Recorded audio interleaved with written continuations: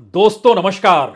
राष्ट्रवाद के घोड़े पर सवार मोदी सत्ता जिस सरपट तरीके से दौड़ रही है, उसी अंदाज में आज राहुल गांधी ने उस राष्ट्रवाद के मुखौटे को उतार कर रख दिया। और शायद यह संसदीय इतिहास में पहला मौका है जब किसी प्रधानमंत्री की खुले तौर पर तुलना और किसी से नहीं रावण से की गई। इस देश के भीतर में भारत माता की हत्या का आरोप और किसी पे नहीं, मोदी सत्ता पर लगाया गया। मणिपुर को लेकर अविश्वास प्रस्ताव पर राहुल गांधी कब बोलेंगे, इंतजार कल से हो रहा था। और आज सुबह 12 बजे जब राहुल गांधी ने बोलना शुरू किया तो शुरुआत उस दर्द और उस आहट की थी जिसको इस दौर में सत्ता सुनती नहीं है। भारत जोड़ो यात्रा के जरिए भारत का मतलब क्या है, शायद पहला पाठ राहुल गांधी ने बहुत शालीनता के साथ मोदी सरकार को सुनाया, सामने बैठी बीजेपी को बताया। और उस आवाज के भीतर लोगों की धड़कनों को महसूस करने की ताकत और क्षमता दोनों ही मौजूदा वक्त में मोदी सत्ता के पास नहीं है, इसे भी बताया। और शायद उस एहसास को खुले तौर पर आज यह कहकर रखने की कोशिश की कि मैं आज दिमाग से नहीं दिल से बोलूंगा, क्योंकि दिल से निकली हुई आवाज दिल तक पहुंचती है। लेकिन यह अंदाज धीरे धीरे इतना उग्र होता चला गया, जिसके बाद सवाल यह था कि मणिपुर की यात्रा खुद राहुल गांधी ने की थी, प्रधानमंत्री वहां नहीं गए थे। और राहुल गांधी ने जब वहां पर जो कैंप थे जहां लोग राहत के लिए मौजूद थे, वहां पर 2 महिलाओं का जिक्र करते हुए एक ऐसी तस्वीर परोस दी जिसके बाद एक हकीकत यह थी कि दरअसल मणिपुर में राज्य सरकार फेल हो चली है, केंद्र सरकार ने आंखें बंद कर ली है। लेकिन बात आज शायद यहां रुकनी नहीं थी, क्योंकि राहुल गांधी सोच कर आए थे उस दर्द को, जनता के भीतर के गुस्से को अविश्वास प्रस्ताव के दौर में उसे शब्द देते हुए अपनी जुबान से उन शब्दों को कह दें और लोगों के आक्रोश या उनके भीतर बड़े गुस्से को उभार कर रख दें। और हुआ यही। जिस अंदाज में राहुल गांधी ने आज अपनी बात कही, उसका एक शुरुआती हिस्सा जरूर सुनिए। भारत माता की हत्या आपने मणिपुर में की।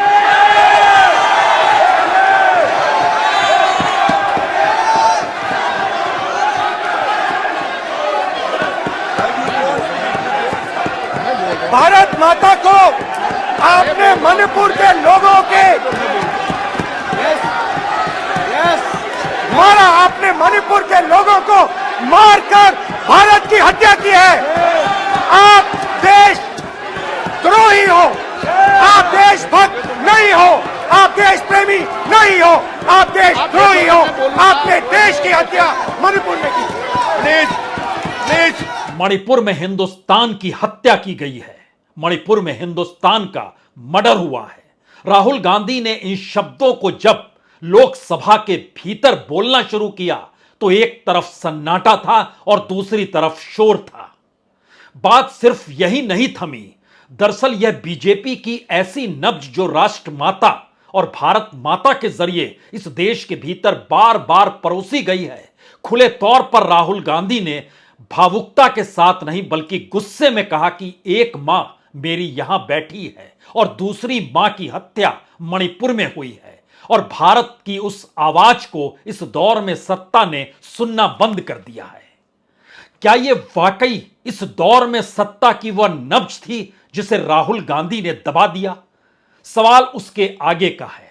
भारत की राजनीति आज जिस मुहाने पर खड़ी है, इस देश के भीतर अलग अलग जगहों पर जो हिंसक घटनाएं हो रही है, सरकार की तरफ से उस पर कोई प्रतिक्रिया आती नहीं है। और अलग अलग खांचों में भारत की राजनीति को संभाले हुए तमाम राजनीतिक दल, यहां तक कि कांग्रेस भी एक क्षेत्र विशेष को लेकर देखती है। क्योंकि याद कीजिए, जब संसदीय कमेटी, जो संसदीय कमेटी ना कहिए बल्कि भारत यानी इंडिया के नाम पर जो सांसद सदस्यों की टीम पहुंची मणिपुर के भीतर, जब वो लौटे तो उनके भीतर मणिपुर के उस दर्द को समेटे हुए उसे बताने की इंतहा थी।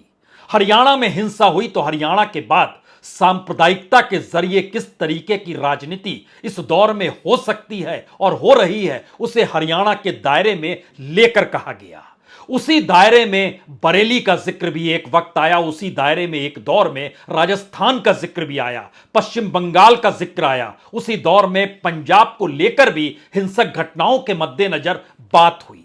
लेकिन राहुल गांधी ने आज अलग अलग प्रांतों से हटकर भारत को एक सामूहिक आवाज में तब्दील करते हुए जिस तरीके से अविश्वास प्रस्ताव के कटघरे में मोदी सत्ता को लाकर यह कहकर खड़ा किया कि दरअसल यह भारत माता की हत्या है, आप देशद्रोही हैं, आप देशभक्त नहीं हैं।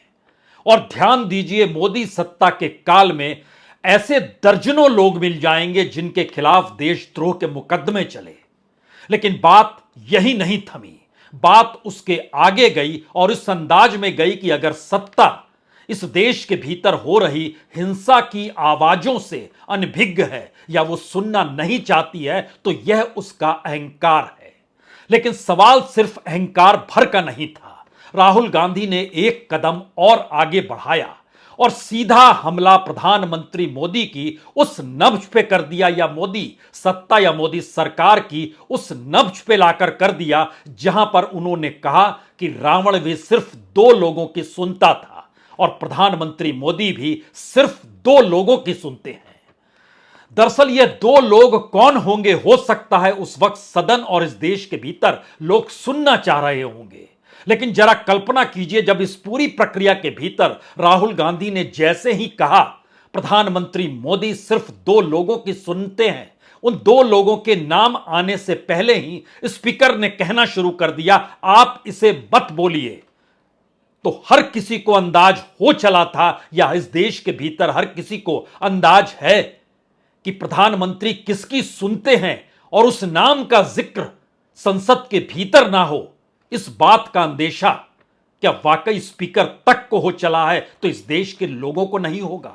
लेकिन बावजूद इसके राहुल गांधी ने एक प्रसंग का जिक्र किया और बताया कि रावण मेघनाथ और कुंभकर्ण की सुनता था और प्रधानमंत्री मोदी अडानी और अमित शाह की सुनते हैं।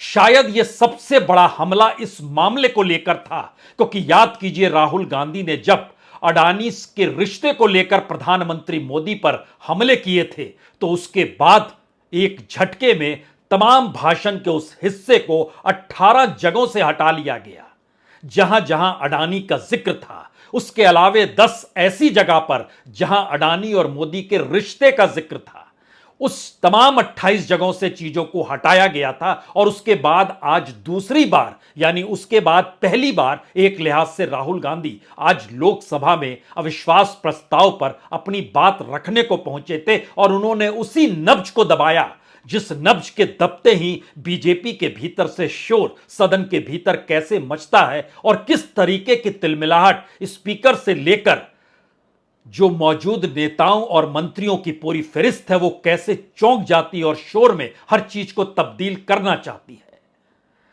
लेकिन जिस मणिपुर को भारत से जोड़ते हुए इस एहसास को आज देश के सामने राहुल गांधी ने यह कहकर रखने की कोशिश की, पुरजोर कोशिश की कि दरअसल भारत एक आवाज है, उस आवाज को सुनने की ताकत आप में होनी चाहिए, क्योंकि वही भारत माता है और उनकी हत्या मणिपुर में हुई है। और प्रधानमंत्री इसीलिए मणिपुर नहीं जा सकते क्योंकि वह उस हत्या के चश्मदीद हैं या नहीं, लेकिन वह देशद्रोही हैं, वो देशभक्त नहीं हो सकते हैं। और इसके साथ जब जिक्र अहंकार का था तो खुले तौर पर उन्होंने कहा कि लंका को हनुमान ने नहीं जलाया, लंका को रावण के अहंकार ने जलाया।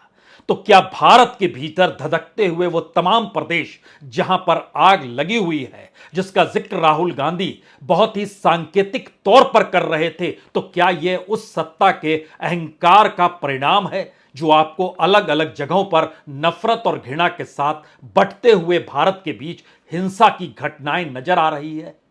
अगर ऐसी परिस्थिति इस दौर में उफान मार रही है तो फिर उस भाषण के जरिए दरअसल मौजूदा वक्त की समूची राजनीति को अब समझने की जरूरत है। क्योंकि अगर राहुल गांधी इतने एग्रेसिव होकर और इतने गुस्से के साथ इन बातों का जिक्र कर रहे थे कि दरअसल आपने पूरे देश में कैरोसिन फेंक दिया है। और याद कीजिए तो कैरोसिन फेंकने का जिक्र राहुल गांधी ने अमेरिका में भी किया था और कहा था कि ये हाथ में माचिस की तीली लेकर चल रहे हैं और कैरोसिन पूरे देश में डाल दिया गया है, लोगों को बांटा जा रहा है। ये खुले तौर पर यह आरोप था।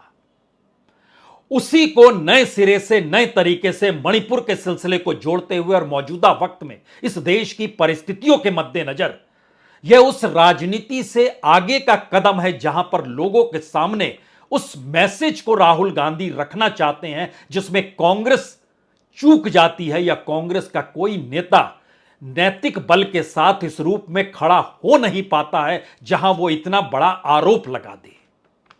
और यही वो मॉरल पॉलिटिक्स है जो आपको नैतिक तौर पर कुछ भी कहने की इजाजत भी दे देती है। और इस इजाजत के साथ जिन बातों का जिक्र हुआ यह भी था कि राम ने रावण को नहीं मारा बल्कि रावण के अहंकार ने उसको मारा, तो मौजूदा वक्त की राजनीतिक सत्ता की मौत भी उसके अहंकार के साथ होगी। यानी उस रियल पॉलिटिक्स को खेलने के लिए राहुल गांधी कतई तैयार नहीं है जिस रियल पॉलिटिक्स के आश्रय आज हर कोई यह मानकर चल रहा था कि जैसे ही राहुल गांधी भाषण देना शुरू करेंगे उनके निशाने पर प्रधानमंत्री मोदी होंगे, मोदी सत्ता होगी, मोदी सरकार होगी और जो कुछ इस देश के भीतर हो रहा है वहां से बात की शुरुआत होगी। लेकिन उन्होंने बहुत मासूमियत के साथ अपनी भारत जोड़ो यात्रा के उस अनुभव को बांटते हुए और अपने ही अहंकार का जिक्र करते हुए उस भारत जोड़ो यात्रा के वक्त अहंकार कैसे खत्म हो गया इसका जिक्र जब राहुल गांधी ने किया तो एक झटके में 2018 का वह अविश्वास प्रस्ताव कमोवेश हर की आंखों के सामने जरूर रेंगने लगा होगा। याद कीजिए उस वक्त जब राहुल गांधी भाषण दे रहे थे 2018 के अविश्वास प्रस्ताव 20 जुलाई के दिन आधी रात का वक्त हो चला था और राहुल गांधी भाषण देने के बाद गले लगने के लिए प्रधानमंत्री मोदी के पास चले गए और उन्हें उठाने की कोशिश की। वो नहीं उठे तो बैठे बैठे ही राहुल गांधी ने उन्हें गले से लगा लिया और कहा आपने अपने भीतर जो गुस्सा हम लोगों के लिए भर रखा है उसे निकाल डालिए।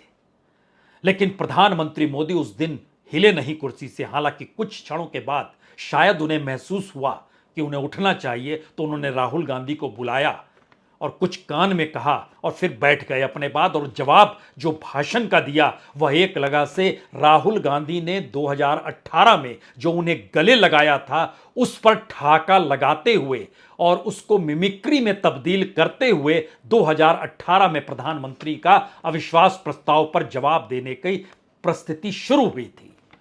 तो क्या अब कल प्रधानमंत्री जब जवाब देंगे तो राहुल गांधी ने जिस आरोपों की फहरिस्त तले प्रधानमंत्री मोदी की पूरी सत्ता को लाकर खड़ा कर दिया है, जवाब उस पे ठहाके या मिमिक्री के जरिए होंगे या इसकी गंभीरता को समझा जाएगा कि भारत सही मायने में अपने आप में तमाम अलग अलग सांस्कृतिक अवस्थाओं के बावजूद, भाषा के बावजूद भी कहीं कुछ होता है तो पूरे देश के भीतर आहट होती है और उसकी एक आवाज होती है। उस आवाज को ना सुनना, अनसुना कर देना तो क्या वाकई भारत माता को अनसुना कर देना है? और मणिपुर के भीतर के हालात जाहिर है ये किसी से छुपे हुए नहीं है और इनका जिक्र कई मौकों पर कई सांसदों ने जो वहां से घूम कर आई, कई रिपोर्टों के जरिए निकल कर आया, लेकिन पहली बार उसको हिंदुस्तान से जोड़ते हुए वहां की हर हत्या को हिंदुस्तान के मर्डर के साथ राहुल गांधी ने जिस तरीके से जोड़ा और जिस तरीके से रखा उसने इस देश के भीतर की राजनीति के 5 सवाल सबसे बड़े खड़े कर दिए हैं। पहला सवाल तो यही है, क्या मौजूदा मोदी सत्ता के ऊपर जो खुले तौर पर भारत माता की हत्या का आरोप लगाया गया है इसके बाद कांग्रेस के वक्त में जो कुछ हुआ उसकी पूरी फहरिस्त अब खोलने की दिशा में भारत की राजनीति चली जाएगी? क्योंकि राहुल गांधी के तुरंत बाद स्मृति ईरानी जब बोलने आई तो उनके पास भी मणिपुर को लेकर शब्द नहीं थे, तो उन्होंने 84 के उस दौर में जो सिख मैसेकर हुआ था उसको लेकर और उस दौर में जो महिलाओं के साथ हुआ था उन रिपोर्टों को पढ़ना शुरू कर दिया, उसका जिक्र करना शुरू कर दिया। यानी 1984 और 2023। अतीत के तमाम पन्ने भारत की राजनीति में खंगालते हुए कौन कितना ज्यादा हत्यारा है या किसके हाथ कितने ज्यादा खून से सने हुए हैं, इसका जिक्र अब 2024 के चुनाव की दिशा में होगा। यह पहला सवाल है। दूसरा सवाल है, जिस अहंकार का जिक्र राहुल गांधी ने सीधे तौर पर प्रधानमंत्री मोदी को लेकर किया है, उस अहंकार की पराकाष्ठा और उस अहंकार की राजनीति प्रधानमंत्री मोदी के उस जवाब के साथ खड़ी होगी जिसका जवाब उन्हें कल शाम 4 बजे देना है। और उस जवाब के जरिए भारत की राजनीति में जो गांधी परिवार है उसको अब मोदी निशाने पर लेने से चूकेंगे नहीं। यह एक दूसरी राजनीतिक पहल निकलकर आने वाली है। यानी सवाल इस देश के भीतर अब किसी दूसरे मुद्दे का नहीं है। मुद्दा सिर्फ एक है कि कौन कितना बड़ा अपराधी है। इसे साबित करने की दिशा में भारत की राजनीति ने कदम बढ़ा दिया है और सत्ता इससे चूकेगी नहीं, क्योंकि उसके पास समूची ताकत है। तीसरी परिस्थिति, इस देश के भीतर में उस राजनीति के बढ़ने या उस राजनीति के विस्तार पाने या उस राजनीति की हिंसा तले लोगों का और ज्यादा आना और इस देश के भीतर में लोगों के भीतर 2 हिस्सों में बंटने की परिस्थिति जो मणिपुर का जिक्र करते हुए हरियाणा तक पहुंची है, क्या अब उसकी कोई नई शुरुआत इस देश में कहीं हो तो नहीं जाएगी? क्योंकि खुले तौर पर जब यह ऐलान हो चला है कि सत्ता मर्डर किए हुए है, भारत माता की, हिंदुस्तान की, अहंकार में डूबी हुई है और इसके जरिए ही इनका पतन होगा, तो दूसरी तरफ सत्ता को बचाना या नए नैरेटिव को डेवलप करने की स्थिति में क्या मोदी सत्ता खुद को लाकर अब खड़ा करेगी? यह तीसरा सवाल है। चौथा सवाल शायद सबसे बड़ा सवाल है। जब राजनीतिक तौर पर इतने बड़े हमले इस तरीके से होते हैं तो राजनीतिक सत्ता को इस बात को महसूस करने में देर नहीं लगती है। अगर उसने कोई बड़ी लकीर नहीं खींची तो यह जो लकीर राहुल गांधी ने खींच दी है, इसी आसरे इस देश का नैरेटिव बनता चला जाएगा। तो बड़ी लकीर क्या हो सकती है? उस दायरे में भारत की जांच एजेंसियां क्या कोई बड़ा व्यापक कदम उठाएंगी या सरकार या सत्ता इस दौर में कोई बड़ा निर्णय लेकर इस देश के सामने किसी बड़ी घटना को अंजाम देगी जिसके कटघरे में कोई दूसरा नहीं, विपक्ष के नेताओं को ही खड़ा किया जाएगा? यह चौथी परिस्थिति है। और पांचवी परिस्थिति शायद उस हिंदुस्तान और उस भारत का जिक्र के साथ है जहां पे लोकतंत्र तो लोगों के आश्रय चलता है। पहली बार उस लोकतंत्र के भीतर जो लोग वोट देते हैं उनके हाथ से भी लोकतंत्र को छीना जा चुका है। इसका एहसास कई जगहों पर कई तरीके से वोटों के ध्रुवीकरण के साथ शुरुआत के साथ जरूर हुई थी, लेकिन इस दौर में यह भी नजर आया कि लोग वोट देकर किसे भी चुन लें, लेकिन राजनीतिक सत्ता जब अपने साथ सब कुछ लेना चाहती है तो नियम कायदे इस देश के बदल जाते हैं, नए नए बिल भी आ जाते हैं और सुप्रीम कोर्ट के फैसले भी हाशिए पर कैसे चले जाते हैं यह दिल्ली बिल में ही खुले तौर पर अगर नजर आ गया तो क्या अगली लड़ाई और अगली परिस्थिति या अगला कदम सत्ता का इस एहसास को कराने में ज्यादा वक्त नहीं लगेगा कि जब तक हम सत्ता में हैं हमारे हिसाब से देश चले, इस मैसेज को देने में कितना वक्त लगेगा?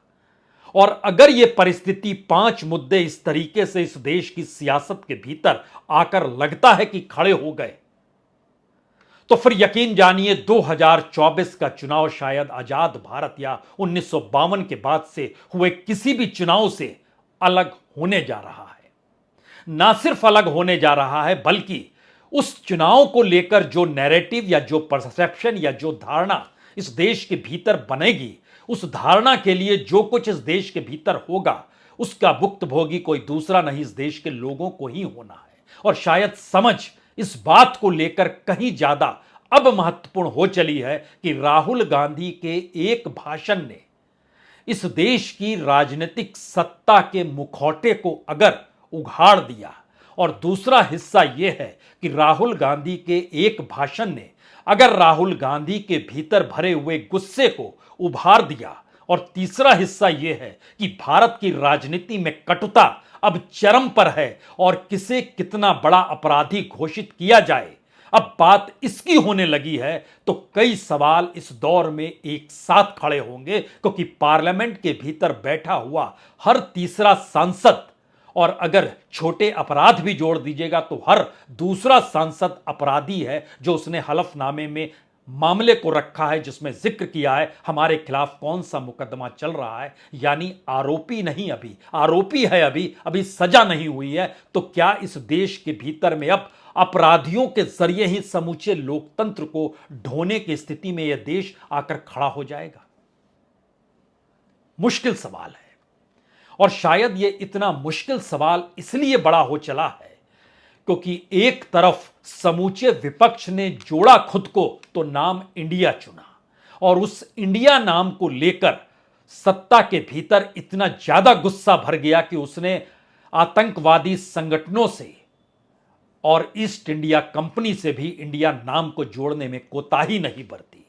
एक कदम और चलिएगा तो आज क्विट इंडिया का जिक्र करते हुए महात्मा गांधी के क्विट इंडिया को राजनीतिक नारों में तब्दील कर करप्शन, परिवारवाद, तुष्टीकरण क्विट इंडिया के साथ जिक्र किया गया।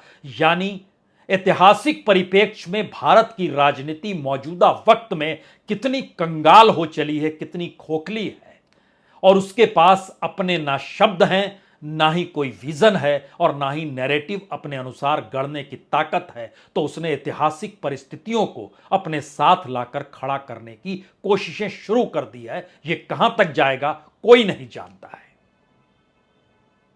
तो क्या यहां कहा जा सकता है इंतजार कल प्रधानमंत्री के भाषण का करना होगा? जी नहीं। यह भी कहा जा सकता है कि इंतजार तब 15 अगस्त का लाल किले के प्राचीर से प्रधानमंत्री के संबोधन का कीजिए? जी नहीं।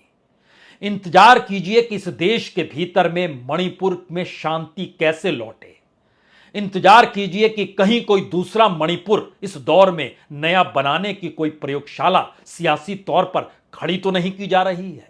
इंतजार इस बात को लेकर कीजिए कि राजनीतिक सत्ता और देश के नेताओं के सरोकार जनता से क्यों टूट चुके हैं, खत्म हो चुके हैं। और खुले तौर पर राहुल गांधी ने जब इस बात का जिक्र किया कि उनके भीतर अहंकार था, जब वो कन्याकुमारी से कश्मीर की पैदल भारत जोड़ो यात्रा पे निकले थे, लेकिन वह अहंकार धरा का धरा रह गया जब उन्होंने समझ लिया कि छोटे लोग नहीं बल्कि वो बड़े लोग होते हैं जो आपको ताकत देते हैं। उसमें एक बच्ची भी हो सकती है, एक किसान भी हो सकता है, और वही ताकत हिंदुस्तान की असल ताकत है। क्या इस परिस्थिति को सामने रख पाने की स्थिति में इंडिया है? क्या भारत की राजनीति उस दिशा में बढ़ पाएगी? मुश्किल सवाल जरूर है, लेकिन अभी इंतजार करना होगा क्या कहते हैं प्रधानमंत्री और किस तरीके की प्रतिक्रिया इस देश के भीतर होती है। बहुत बहुत शुक्रिया, बहुत बहुत शुक्रिया।